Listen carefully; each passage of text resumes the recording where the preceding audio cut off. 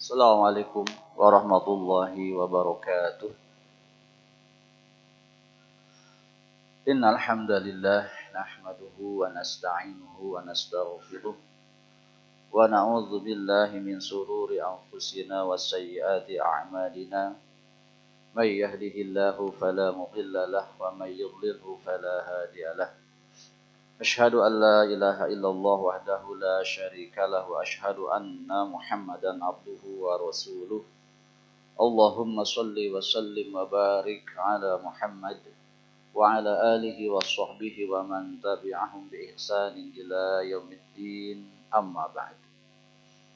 Hadirin jamaah salat subuh yang saya hormati dan dimuliakan oleh Allah Subhanahu wa taala. Puja puji syukur kita panjatkan kehadirat Allah Subhanahu wa taala atas limpahan nikmah, rahmah dan berkah serta maghfirah sehingga kehidupan kita pada hari ini khususnya yang berkumpul di masjid ini insyaallah dalam keadaan sehat lahir dan batin. Adapun kepada saudara-saudara kita yang sakit semoga segera disembuhkan oleh Allah Subhanahu wa taala.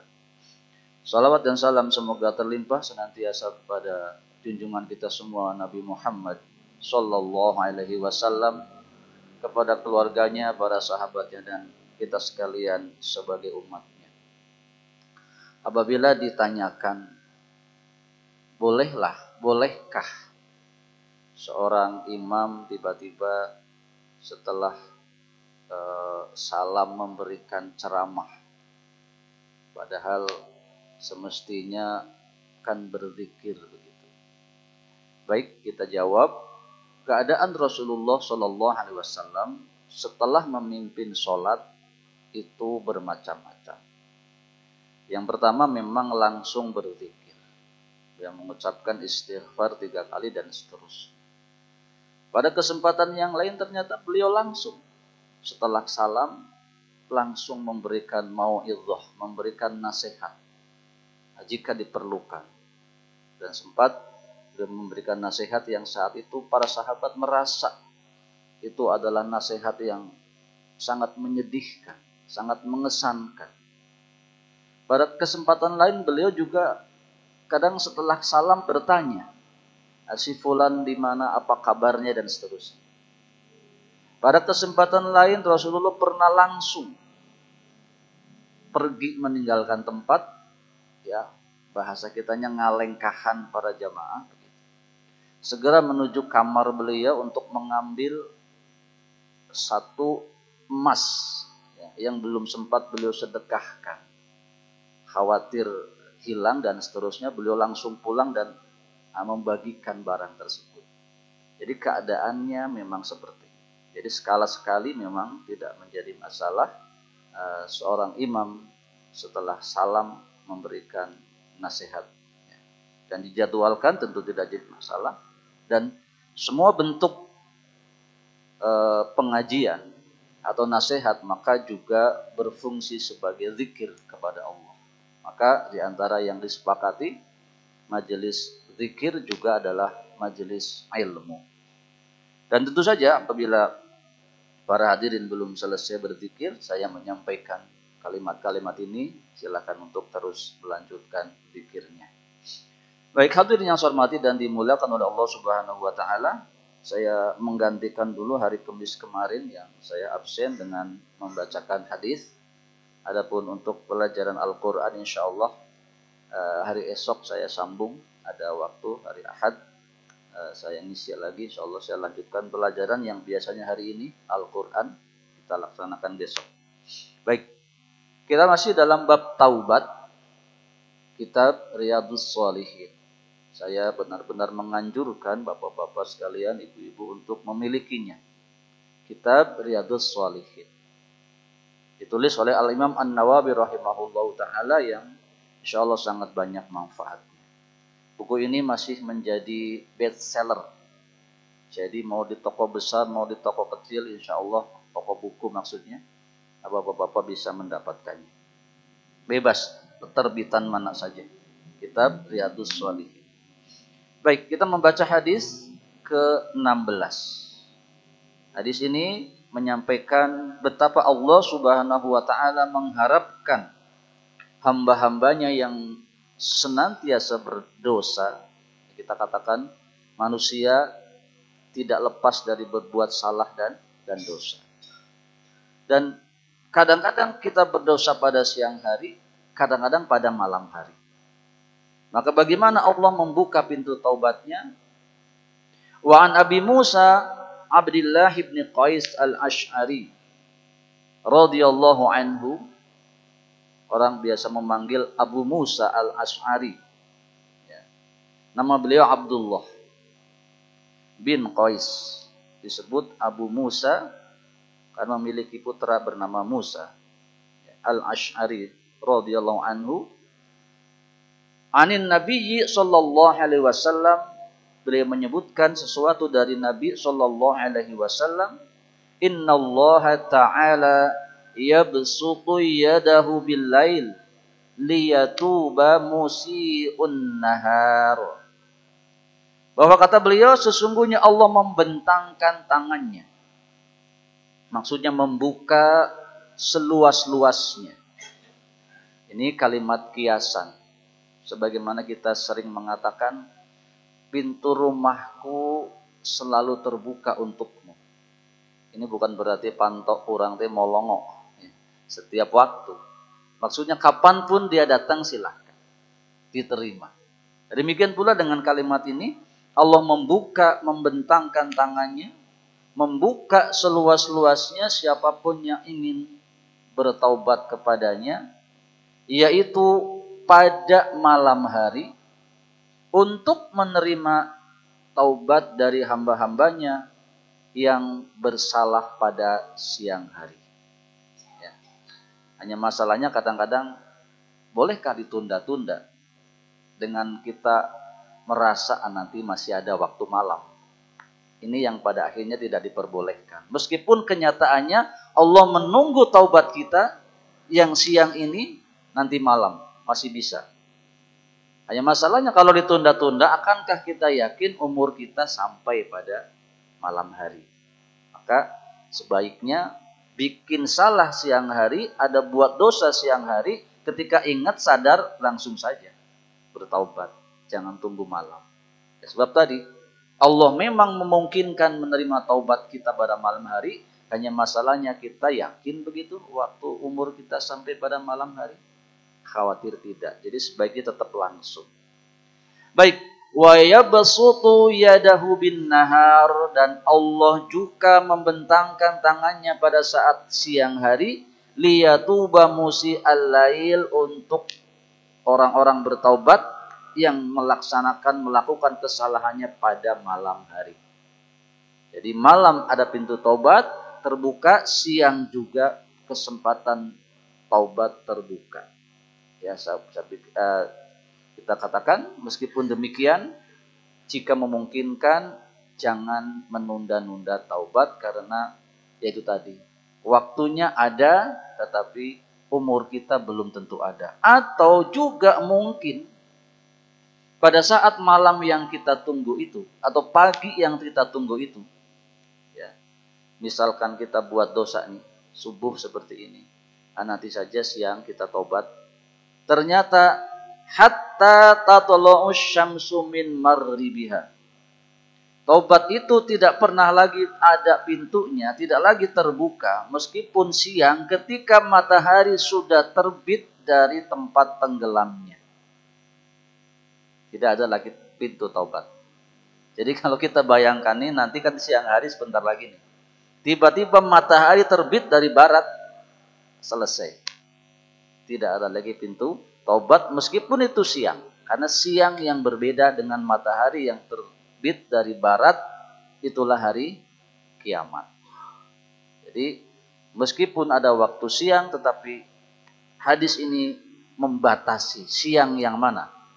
Siang yang normal. Apabila siang itu matahari terbit dari barat, maka tidak ada lagi pintu taubat. Artinya dosa kita tidak diampuni oleh Allah Subhanahu wa ta'ala. Demikian hadis riwayat Muslim. Begitu Allah Subhanahu wa ta'ala memberikan peluang kepada kita untuk bertaubat. Baik, seorang hamba seperti kita, tentu saja termasuk saya, memang sering bertobat. Tetapi kenyataannya tobat itu kadang sebentar, lalu terulang lagi dosa, bahkan terkadang dosa yang sama. Nah, bagaimana ini hitung-hitungannya? Ya. Maka secara lebih rinci Rasulullah menyebutkan dalam hadis yang lain, ini tidak disebutkan dalam kitab ini, saya ambilkan untuk memperjelas penjelasan yang tadi. Rasulullah Shallallahu Alaihi Wasallam bersabda, Inna abdan asoba zamban faqala. Ada seorang hamba, dia berdosa, ya, membuat kesalahan, lalu berkata, Ya Rabbi inni aznabtu zamban faghfirli. Wahai Tuhan, aku berdosa, ampunilah aku. Faqala rabbuhu, Tuhannya menjawab, atau sebenarnya hamba ini sudah tahu bahwa Rabbuhu alima abdi annalahu rabban yaghfiru dzamba. Bahwa Tuhannya adalah zat yang senantiasa menerima taubat para hambanya. Wa ya'khudhu bihi faghfara lahu. Maka sang hamba pun memohon ampun dan Allah mengampuninya. Summa makata masya Allahu summa asaba dzamban. Kemudian berlalu waktu yang lama dan atas kehendak Allah dia pun berdosa lagi. Ya. Maka tatkala dia berdosa, ingat lagi. Qala aznaba dzamban akhar. Faqala ya Rabbi inni aznabtu dzamban akhar faghfirli. Ya Allah, aku buat dosa yang lain, ampunilah aku ya Allah. Qala rabbuhu, seolah-olah Robnya berkata, atau orang itu sebetulnya sudah tahu, alima abdi annalahu rabban yaghfiru dzamb, bahwa Tuhannya memang maha menerima taubat, wa ya'khudhu bihi faghfirullah, dan dia pun meminta ampun dan Allah pun mengampuninya. Ini sudah 2 kali. Tsumma makasa masya Allahu tsumma asaba dzamban akhar. Kali lain dia pun berbuat yang sama dan mengatakan hal yang sama dan Allah pun mengampuninya lagi. Jadi inilah Allah Subhanahu wa taala. Ya, tidak ada istilah nista maja utama. Ya, orang Sunda bilang begitu. Sekali berbuat kesalahan, bolehlah, tidak apa-apa, diampuni. Yang kedua udah mulai kekeh. Yang ketiga, nah, ini sudah biasanya tindakan hukuman berat kalau sudah seperti itu. Allah tidak. Sampai kapanpun kita berbuat salah, meskipun berulang-ulang, akan tetap diampuni oleh Allah Subhanahu wa ta'ala.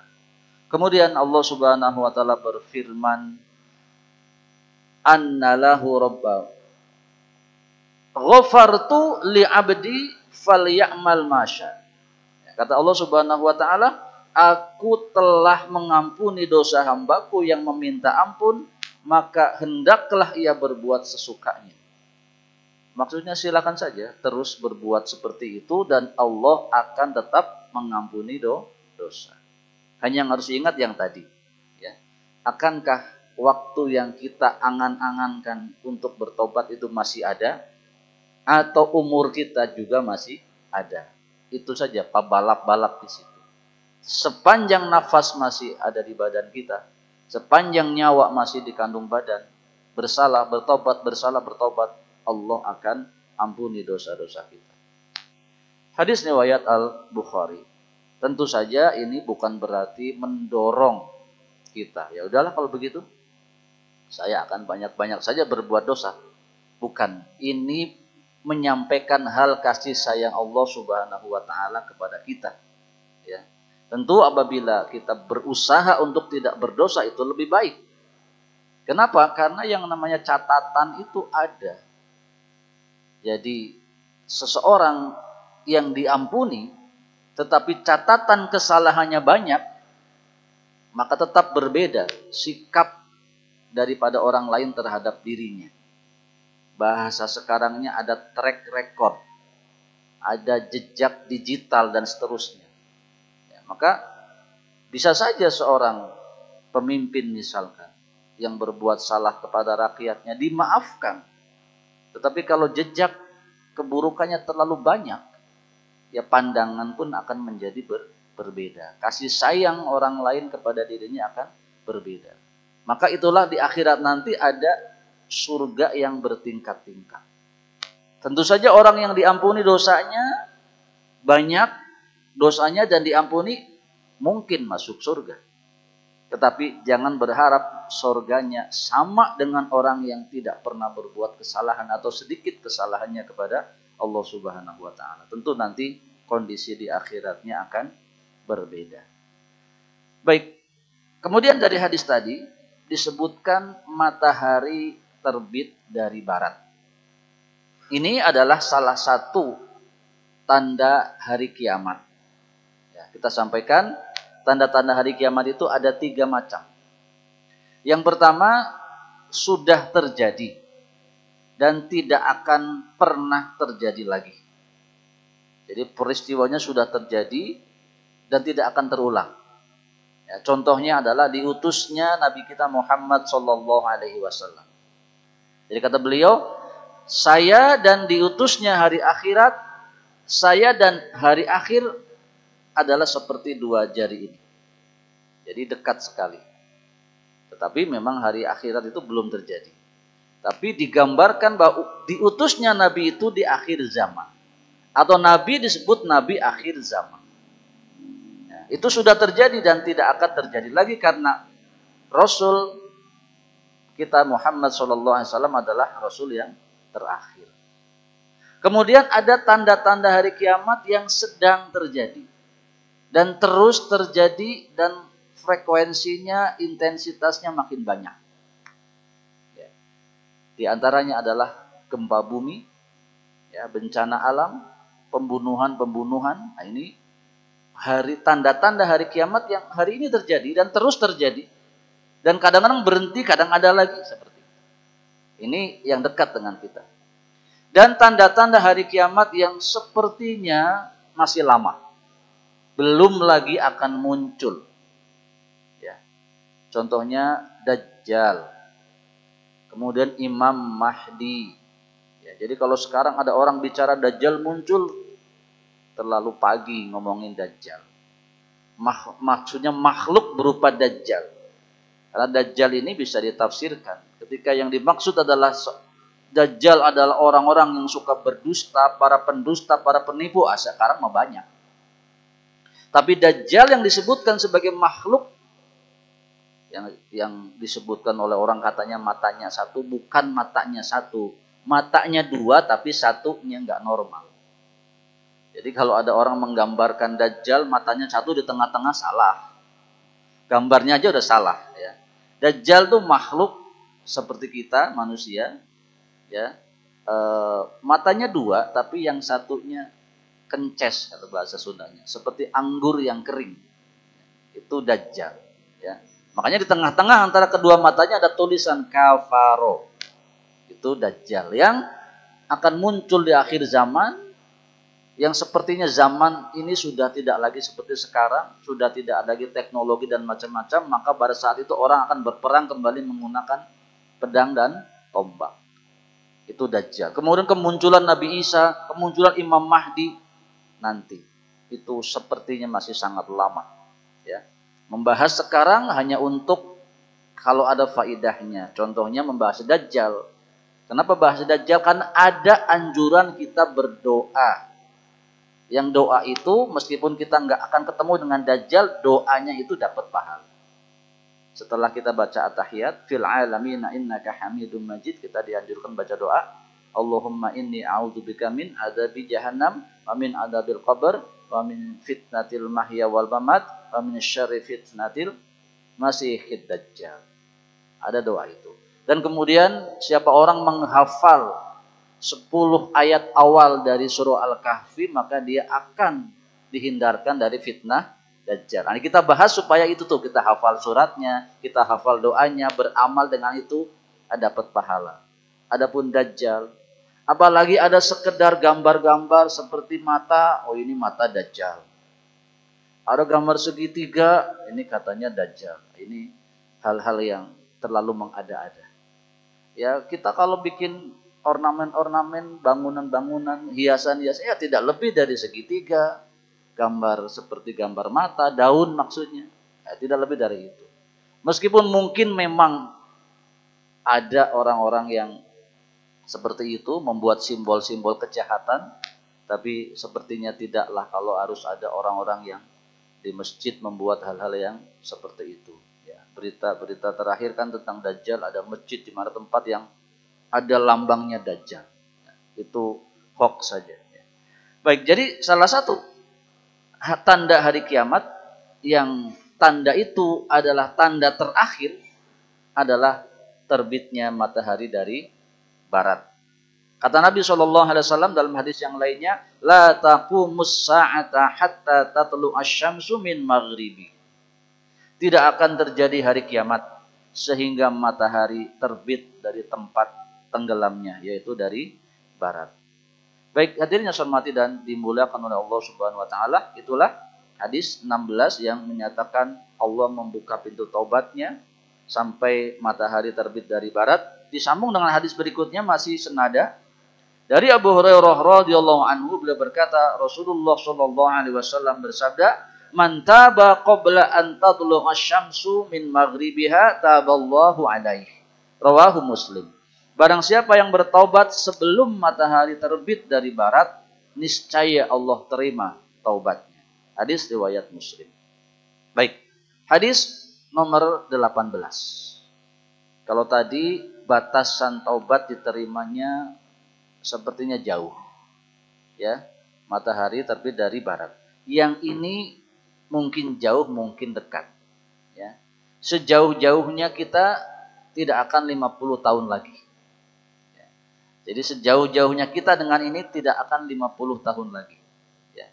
Saya misalkan sekarang umur sekian, saya tidak yakin kalau 50 tahun lagi masih ada. Apalagi yang sudah 70. Ya.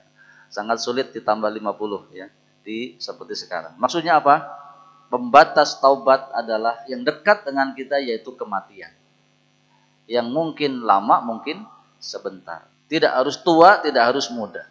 Siapa bisa terlebih dahulu. Wa an Abdurrahman Abdullah ibn Umar Al-Khattabi radhiyallahu anhu. Dari Abu Abdurrahman Abdullah ibn Umar, nama beliau Abdullah bin Umar, putranya Umar bin Khattab radhiyallahu anhu. Beliau berkata dari Nabi SAW, Innallaha azza wa jalla yaqbalu taubatal abdi malam yugharrir. Bahwasanya sungguh Allah menerima taubat setiap hambanya selagi ruhnya, nyawanya belum melewati kerongkongan. Maksudnya belum mati. Ya. Atau belum sekarat. Ya. Hadis riwayat Tirmidzi, hadis ini hadis yang sahih, hasan dan sahih. Baik. Hadirin yang saya hormati dan dimuliakan oleh Allah Subhanahu wa taala. Demikian bahwa batas umur seseorang tidaklah ada yang tahu. Bisa sebentar lagi, bisa masih lama. Oleh karenanya tidak boleh kita menunda-nunda taubat meskipun ada batasan bahwa taubat itu masih terbuka sampai hari kiamat. Karena bisa jadi justru kiamat kita berlaku lebih dulu daripada kiamat yang sebenarnya. Allah Subhanahu wa taala berfirman lebih jelas lagi, menjelaskan dalam An-Nisa ayat 18, "Walaisatit taubatu lil ladzina ya'maluna as-sayyi'at hatta idza hadara ahadahumul mautu qala inni tubtul an." Dan taubat itu tidak akan diterima oleh Allah dari mereka yang melakukan dosa dan kemudian datang ajal kepada mereka baru mengatakan, "Ya Allah, aku tobat sekarang." Ya. Dan kejadian inilah yang menimpa Fir'aun. Fir'aun itu tobat, Pak. Jadi jangan kira Fir'aun itu jahat sampai mati. Ya. Dia itu bertobat di akhir kehidupannya. Ya. Dalam Al-Quran disebutkan, dan kami memungkinkan Bani Israel melintasi laut. Lalu mereka diikuti oleh Fir'aun dan bala tentaranya. karena hendak menganiaya mereka. Hingga Fir'aun ditenggelamkan oleh Allah dalam laut dan berkata, Amantu annahu la ilaha illalladzi amantu bihi banu Israel. Kata Fir'aun di laut itu, saya beriman bahwa tidak ada Tuhan melainkan Tuhan yang disembah oleh Bani Israel. Ya. Wa ana minal muslimin. Sekarang aku berserah diri. Aku jadi muslim, kata Fir'aun. Al-ana wa qad asaita qablu wa kunta minal mufsidin. Kata Allah, tidak bisa. Ya, telat. Ya. Sesungguhnya kamu durhaka dari dulu dan sekarang baru bertaubat. Sungguh engkau telah berbuat kerusakan. Ya. Dan itu diucapkan tatkala sudah hampir mati. Bukan baru tenggelam, jadi sudah gelagapan. Sudah minum air banyak dan seterusnya. Sudah merasakan dirinya akan mati. Seandainya saja baru kena air tiba-tiba taubat diterima. Ya. Ini nafasnya sudah di kerongkongan. Demikian, maka jangan pernah kita menunda-nunda taubat. Baik, hadirin yang saya hormati dan dimuliakan oleh Allah Subhanahu wa taala. Kita kajian cukup panjang, jadi bapak-bapak yang ada keperluan dipersilahkan untuk meninggalkan majelis terlebih dahulu. Yang terakhir hadis nomor 19, hadisnya cukup panjang. Baik, saya bacakan. Wa an Zirr ibn Hubaishin qala ataitu Safwan ibn Ayyaslin as-Salin radhiyallahu anhu as'aluhu anil mashi ala khuffaihi faqala. Ini hadis tentang taubat tapi banyak pelajaran yang bisa kita ambil. Daripada Zirr bin Hubais dia berkata, aku pernah mendatangi Safwan bin Asl radhiyallahu anhu untuk menanyakan satu masalah.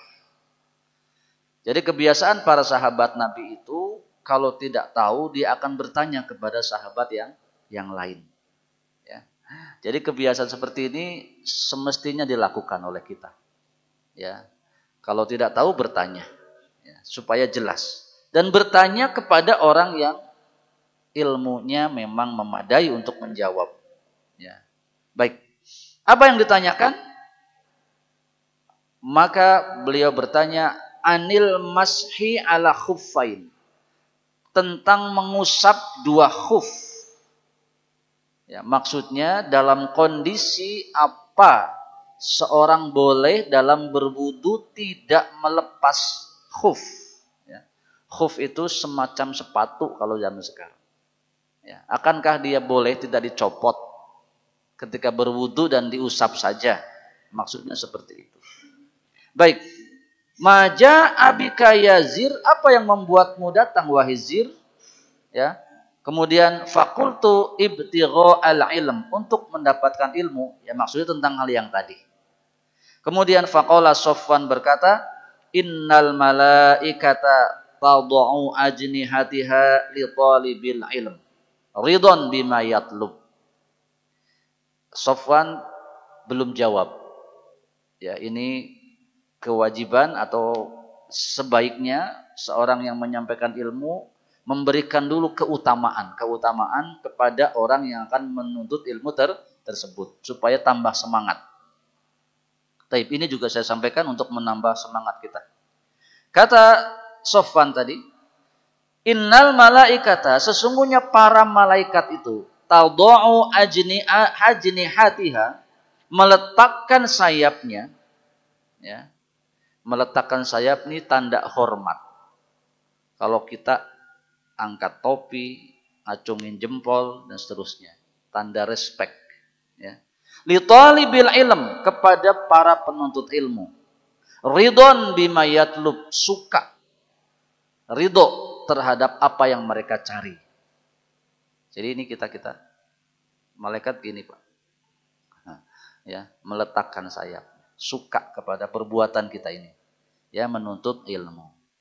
Tapi baru dijawab, faqultu innahu qad hakka fi sadril mashu ala khuffain ba'dal ghaid wal baul. Ya. Baik. Lalu aku mulai bertanya. Aku ragu. Oh, mohon maaf, ini bukan pernyataan short. Tapi kembali, tadi sahabat Azir bertanya atau mengulang pertanyaannya. Aku ragu untuk mengusap khuf sesudah buang air besar dan buang air kecil. Ya, wa kuntu imro'an min ashabin nabi, dan engkau aku tahu adalah seorang sahabat dari Nabi. Faji'tu as'aluka, maka aku datang untuk bertanya. Ya. Kemudian hal sami'tu yazkuru fi dzalika syai'an, adakah engkau pernah mendengar perkara ini dari Rasulullah sallallahu alaihi wasallam? Qala na'am, oh iya betul. Maka beliau mengatakan, kana ya'muruna idza kunna safaron aw musafirina an la nanzi'a khifafana salasa ayyamin wa layalihinna illa min janabah. Iya benar. Nabi SAW memerintahkan kami ketika safar, ketika dalam perjalanan, ya, untuk tidak perlu membuka khuf kami. Dan itu berlaku selama 3 hari 3 malam. Jadi tidak dilepas. Ini jangan bayangkan perjalanan seperti sekarang. Ya, ini perjalanan masa itu yang memang orang hanya menggunakan kuda, keledai atau unta di padang pasir, yang tidak perlu singgah ke rumah atau ke hotel atau ke masjid yang punya karpet seperti ini. Jadi kadang-kadang memang harus sholat di mana tempat dia singgah. Dalam kondisi tidak ada hamparan karpet, hamparan apa-apa, ya di pasir saja. Kenapa? Dengan melepas khuf. Terus kalau dilepas mau bagaimana? Sedangkan di gurun, di area-area seperti itu sangat memungkinkan adanya binatang-binatang buas, binatang-binatang yang berbahaya, baik yang besar maupun yang kecil. Jadi memungkinkan dia ketika sholat itu dipacok, dipacok orai dan seterusnya. Nah, jadi ada ketentuan seperti itu. Ya. Meskipun kalau kita ingin buat itu sekarang tetap diperbolehkan. Ya, jadi ketika kita perjalanan tuh tidak dilepas-lepas sepatu. Ya, kalau yang kita singgahi rumahnya ridho, kita nggak lepas sepatu silakan saja. Ya, diperbolehkan. Dan selama itu ketika berwudu, itu bagian khuf hanya diusap saja. Yang diusap bukan dampalnya tapi atasnya. Jadi setelah sampai bagian kita membasuh kaki, itu tidak dibanjur si khuf teh. Ya kita usap dengan sebatas apa air yang ada pada telapak tangan kita. Set begitu. Syarat hungkul, disebut bersih mada bersih. Ya. Itu syarat dari Nabi, itu keringanan bagi orang yang dalam perjalanan. Itu dilakukan. Boleh selama 3 hari 3 malam. Maka bayang Pak, tidak melepas sepatu 3 hari 3 malam itu bau najiga naon ya. Itu kalau digambarkan. Tapi memang itulah masa dulu ya. Dan masa sekarang masih diperbolehkan kalau mau seperti itu. Ya, masih boleh. Apalagi tidak 3 hari 3 malam. Ya. Kalau kita memang, tapi ini berlaku ya untuk yang nanti sholatnya juga pakai khuf. Jangan keliru. Dia wudhu di luar, khuf diusap, masuk masjid sepatu dilepas. Atau kaji ya mah. Jadi kalau memang mau masjid, mau lepas sepatu, ya wudhunya lepas dulu, baru wudhu sempurnakan, baru masuk masjid. Ini berlaku ketika orang itu nanti pas sholat, sepatunya, khufnya tidak dilepas. Dan itu juga bagian dari sunnah. Dikatakan dalam hadis yang lain, berbedalah dengan Yahudi. Mereka kalau sholat tidak pakai khuf, dan kita boleh pakai khuf. Jadi dipersilahkan kita sholat menggunakan sepatu khusus ya. Atau sekali-sekali mungkin kalau dingin dan lainnya, itu kaos kaki dan yang lainnya itu dibolehkan kita sholat menggunakan hal yang seperti itu. Baik, kecuali ketika junub. Maksudnya kalau junub mah safar pun tetap harus dibuka. Kenapa? Karena harus mandi. Bukan hanya wudu. Ya, mestinya ketika dalam perjalanan, dan nanti ada kejadian pada saat perjalanan akan berperang seorang sahabat junub dan tetap harus mandi. Ya, dan itulah saatnya khuf dibuka. Kalau hanya karena hadas kecil, ya, buang air atau buang angin, maka khuf tidak dibuka, tidak apa-apa. Baik, berikutnya. Fakultu, dan aku bertanya lagi, hal sami'tahu yadhkuru fil hawa syai'an. Kemudian aku bertanya, apakah engkau pernah mendengar Rasulullah membicarakan sesuatu tentang hawa? Maksudnya hawa nafsu, yaitu cinta. Qala na'am. Kunna ma'a Rasulillahi fi safarin. Kami pernah bersama Rasulullah dalam satu perjalanan. Fabaina nahnu indahu idza nadahu a'rabiyyun bisautin lahu jahwariyin. Ya Muhammad. Ya. Ketika kami dalam perjalanan, Rasulullah ada yang memanggilnya dengan suara mirip seperti suaranya, yaitu seorang badui yang memanggil beliau dengan kalimat ya Muhammad. Ya. Fa'ajabahu Rasulullah sallallahu alaihi wasallam nahwan min sautihi. Rasulullah pun menjawab dengan suara yang mirip. Ya, jadi ketika ada ini tentang diri Rasulullah sallallahu alaihi wasallam, ya, bahwa di tengah perjalanan beliau dipanggil oleh orang Badui. Orang Badui itu kasar. Ya. Dipanggil dengan suara kasar dengan kalimat langsung ya Muhammad. Ya. Maksud dari ini semua adalah apakah bagaimana pribadi Rasulullah dalam menghadapi masalah? Apakah hawa nafsunya ini, kemarahannya ini kadang-kadang muncul atau bagaimana? Ternyata tidak. Dalam kasus itu orang Badui tadi pun dijawab oleh Nabi Shallallahu Alaihi Wasallam meskipun kesan panggilannya tidak sopan. Ya. Maka ditanyakan, fakultu lahu waihakal ghadbu waihakal dud min sautika fa innaka inda Nabi sallallahu alaihi wasallam. Ya. Sungguh engkau dilarang melakukan hal itu oleh wahai Badui. Ya. Qad nahaitu an hadza faqala wallahu la ahdud. Kemudian orang Badui itu terus mengatakan, aku tidak akan melirihkan suaraku. Qala al-a'rabi, maka orang Badui itu kembali berkata, al-mar'u yuhibbul qauma walamma yalhaq bihim. Ya.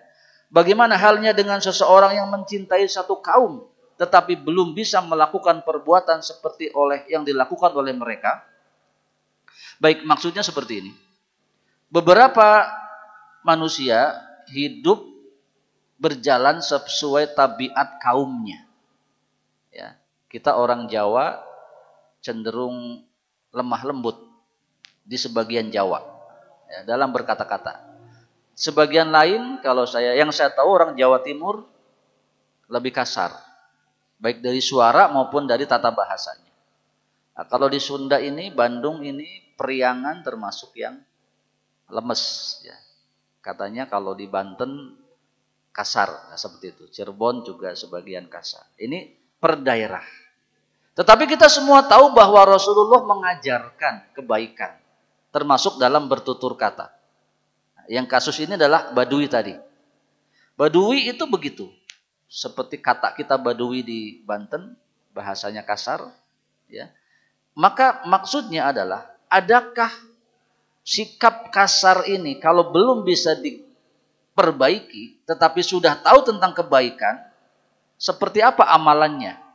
Ya. Dia bertanya, Badui tadi, bagaimana halnya dengan seseorang yang mencintai satu kaum? Sebetulnya kaum ini, Badui ini mencintai Rasulullah. Tahu kebaikan-kebaikan, tetapi belum bisa beramal sebagaimana Rasulullah Shallallahu Alaihi Wasallam. Ya. Maka jawaban Nabi, al-mar'u ma'aman ahabba yaumal qiyamah. Ya. Seseorang akan bersama dengan orang yang dicintainya pada hari kiamat. Ya. Jadi perbuatan Badui tadi, kasar tadi, tidak mempengaruhi kecintaannya kepada nabinya yang akan mengakibatkan dia bisa berkumpul dengan Rasulullah SAW di akhirat nanti. Ya. Jadi seperti itu. Ini tetapi juga bukan berarti kita tidak harus merubah sesuatu yang tidak baik. Ya. Badui apabila mereka hidup dengan kebaduiannya silahkan berperilaku seperti itu. Tetapi Rasulullah juga mengajarkan tentang adab, tentang akhlak. Jadi kalau belajar dan bisa diperbaiki tentu jauh lebih baik. Ya, maka ini nanti berlaku keutamaan akhlak yang pahalanya besar, yang apabila dia melakukannya perbaikan-perbaikan itu akan menambah pahala. Ya, seperti itu. Dan kita juga harus ingat bahwa tidak semua orang seperti Rasulullah. Tidak gampang marah. Ya. Nah, kalau kita beda lagi. Tiba-tiba ada orang datang ke kita, dia pangkatnya lebih rendah, ya. Kemudian tiba-tiba panggil nama ke kita, umurnya pun masih muda, ya kebanyakan kita marah ya. Nah, ini perbedaannya. Perbedaannya antara Badui dengan Rasulullah dengan kita sekarang. Jadi kalau kita yang sekarang, tetap yang dianjurkan adalah belajar etika, belajar akhlak. Bagaimana kita bersikap dengan orang lain. Ya, meskipun tadi kita semua harus paham bahwa masing-masing kita punya daerah-daerah tertentu yang kata orang lain ladang, lain belalang. Ya, kalau ada bersikap, pahami dulu nih orang mana nih. Ya. Seperti halnya orang kita kalau dipegang kepala marah. Orang Arab baik ya pegang kepala dan seterusnya. Baik, hadirin hormati dan dimulakan oleh Allah Subhanahu wa taala, inti hadis ini adalah sikap-sikap tertentu dari seseorang kepada orang lain ada yang diwajarkan, tetapi sebaiknya memang diperbaiki, dan kita sudah ada di zaman di mana informasi demikian pesat berkembang dan adab dan akhlak juga sudah banyak diajarkan, dan kita bukan badui, maka semestinya kita belajar adab dan akhlak. Baik. Intinya almar'u ma'amman ahabba yaumal qiyamah. Ya, seburuk-buruknya diri kita kalau masih punya kecintaan kepada Rasulullah sallallahu alaihi wasallam, memungkinkan kita dikumpulkan bersama beliau di akhirat. Fama zala yuhadditsuna hatta dzakara baban minal maghrib masiratu ardihi aw yasirur raqibu fi ardihi arba'ina aw sab'ina aman. Ya. Kemudian baginda terus bercerita kepada kami sehingga baginda menyebut sebuah pintu gerbang di sebelah barat yang lebarnya sepanjang perjalanan, atau orang yang berkendaraan akan menempuhnya selama 40 atau 70 tahun. Baik, hadirin yang saya hormati dan dimuliakan oleh Allah Subhanahu wa taala, maksudnya perbincangan tadi tentang Badui tadi masih berlanjut sampai panjangnya kisah Rasulullah sallallahu alaihi wasallam. Qala Sufyan berkata, ahadur ruwati, dalam riwayat salah seorang perawi hadis berkata dari hadis ini, qibala syami khalaqahu Allah taala yauma khalaqas samawati wal arda maftuhan lit taubata la yughlaqu hatta tadlu'u syamsu min. Oh iya, inilah poin hadis yang tadi terkait dengan taubat, ya. Kata beliau, apakah pintu tersebut, pintu yang disebutkan tadi oleh Rasulullah sepanjang perjalanan timur ke barat, ya, 40 tahun panjangnya, apakah pintu tersebut diciptakan oleh Allah pada hari diciptakannya langit dan bumi? Pintu untuk itu terbuka untuk menerima taubat? Iya. Ya. Jadi pintu taubat itu terbukanya lebar banget, lebar sekali. Ya. Sejauh orang berkendaraan selama 40 atau 70 tahun. Ini gambaran-gambaran tentang seperti ini kadang majas. Jadi pokoknya pintu taubat itu dibuka selebar-lebarnya. Dan itu sudah ada sejak langit bumi diciptakan sampai kapan? Hatta tatlu'u syamsu minhu. Ya. Sampai matahari terbit dari barat. Ya, sampai matahari terbit dari barat. Jadi meskipun pintu itu terbuka lebar-lebar, waktunya lama, batasannya tetap yaitu sampai matahari terbit dari barat. Baik, hadirin yang saya hormati dan dimuliakan oleh Allah Subhanahu wa taala, itulah beberapa hadis yang kita sampaikan mengenai khususnya batas waktu Allah Subhanahu wa taala menerima taubat hamba-hambanya. Sedikit tambahan mengenai anta ma'aman ahbabta. Engkau akan bersama orang yang engkau cintai. Hadirin yang saya hormati dan dimulakan oleh Allah Subhanahu wa taala, ini cinta maksudnya rasa kasih, rasa sayang, respect kepada sesama kita. Bukan saja cinta dalam maksud syahwat kita sebagai laki-laki kepada wanita, tetapi antara kita. Jadi kita-kita ini harus ada keterjalinan cinta. Ya. Nyaah gitu. Dedeh kata orang Sunda. Jadi nanti dimunculkan atau buktinya kalau lama nggak ketemu, pengen ketemu. Kalau ketemu senang. Ya. Kalau ada dia melakukan kebaikan, kita pengen ikut dan seterusnya. Ini berpengaruh ya kepada kehidupan kita. Dan khususnya kepada Nabi Shallallahu Alaihi Wasallam. Oleh karenanya kita orang yang ingin ketemu Nabi di akhirat, ingin bersama Nabi di akhirat, salah satu caranya adalah dengan mencintai beliau. Oleh karenanya mencintai Nabi itu wajib hukumnya. Wajib kita mencintai Nabi Shallallahu Alaihi Wasallam. Baik, disebutkan dalam sebuah hadis dari Anas bin Malik, beliau mengatakan seorang bertanya kepada Nabi, matas sa'ah, kapan hari kiamat? Ya, orang zaman sekarang suka ribut. Katanya kiamat hari sekian, hari sekian. Sudah berapa kali Pak disebut hari kiamat? Terakhir berapa? 2012 ya. Bahkan ada film kiamat 2012. Itu yang bikin film berani banget. Sudah ada orang yang mengatakan kiamat terjadi 2012. Dia bikin film judulnya 2012. Itu nggak mikir yang nonton nanti siapa. Itu bukti kalau kalimat kiamat 2012 itu bohong ya. Demikianlah hari kiamat semestinya tidak boleh ada orang yang menyebut kapan terjadinya. Bahkan Nabi kita Muhammad SAW ketika ditanya matas sa'ah, kapan hari kiamat, beliau tidak jawab karena memang tidak tahu. Ya. Maka apa yang beliau tanyakan? Ma'adat talaha. Memangnya apa yang sudah engkau persiapkan untuk menghadapi hari kiamat? Jadi beliau balik bertanya. Maka orang itu menjawab, wahai Nabi, aku tidak mempersiapkan hari tersebut dengan banyak sholat. Ya, sholat tapi tidak banyak. Ya. Tidak pula banyak puasa. Tidak pula banyak sedekah. Standar sajalah. Ya. Sholatnya yang wajib, sedekahnya yang wajib, puasanya yang wajib. Tetapi beliau mengatakan, aku mempersiapkan cinta kepada Allah dan Rasul. Nabi mengatakan, anta ma'an ahbabta. Kalau begitu engkau akan bersama orang yang engkau cintai. Ya. Hadis riwayat Bukhari dan Muslim. Di dalam riwayat yang lain mengatakan, Anas bin Malik mengatakan, kami tidak pernah merasa gembira dengan pernyataan Nabi tadi. Ya, pernyataan yang mana? Anta ma'aman ahbabta. Engkau akan bersama orang yang engkau cintai. Kenapa? Karena sahabat Anas bin Malik ini memang sangat mencintai Nabi. Begitu mendengar hal yang begitu, tentu perasaan gembiranya muncul.